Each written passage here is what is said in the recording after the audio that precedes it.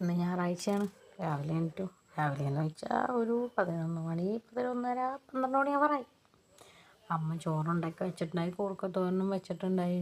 അതുകൊണ്ടിപ്പോൾ സന്തോഷമായി. ഈ കുറച്ച് നാളത്തേക്ക് കൂർക്കയും കപ്പയും ഇവിടെ ഉണ്ടാവും എന്നാണ് ഇതിനർത്ഥം. കുട്ടികളും കുഴപ്പമില്ലാണ്ട് ജീവിച്ചുകൊണ്ടിരിക്കുകയാണ്.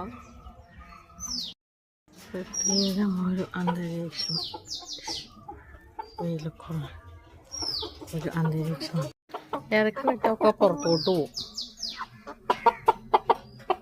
പുറത്തേക്ക് പോവില്ലല്ലോ അല്ലേ? വാതിൽ തുറക്കട്ടെ. ബാബാ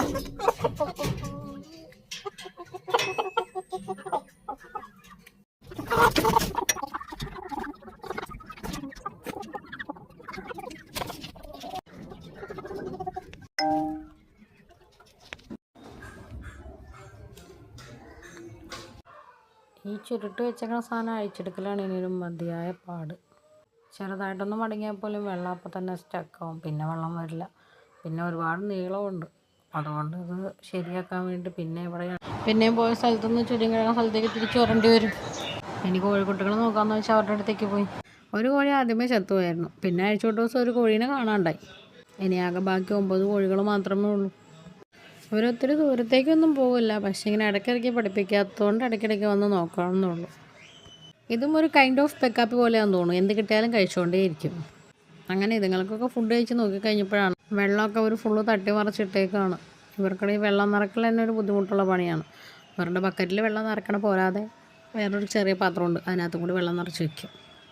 അങ്ങനെ എല്ലാവരും കഴിക്കാനൊന്നും സമാനമായിട്ട് നോക്കിയപ്പോൾ ഇവന്മാരൊക്കെ ഇറങ്ങി നിൽക്കുകയാണ്. ഇറങ്ങിയിട്ടില്ല. പക്ഷേ ഇവരെ മാത്രം ആരും ഇറങ്ങിയിട്ടില്ല. ഇറങ്ങുന്നുണ്ടോ?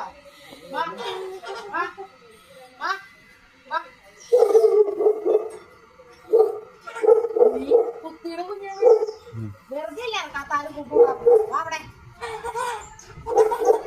എന്താ ഇയാളെ കാണുന്നത്? എന്തിനാ കൊട്ടണേ? കൊട്ടണോണ്ടാണ് ആരും കൂട്ടുകൂടാത്തത്. അപ്പോ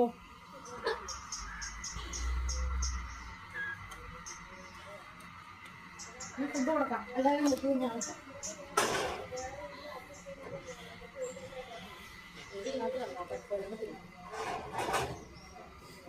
കല്ലൊക്കെ കൊത്താണ്. ഒന്നും മഞ്ഞില്ല.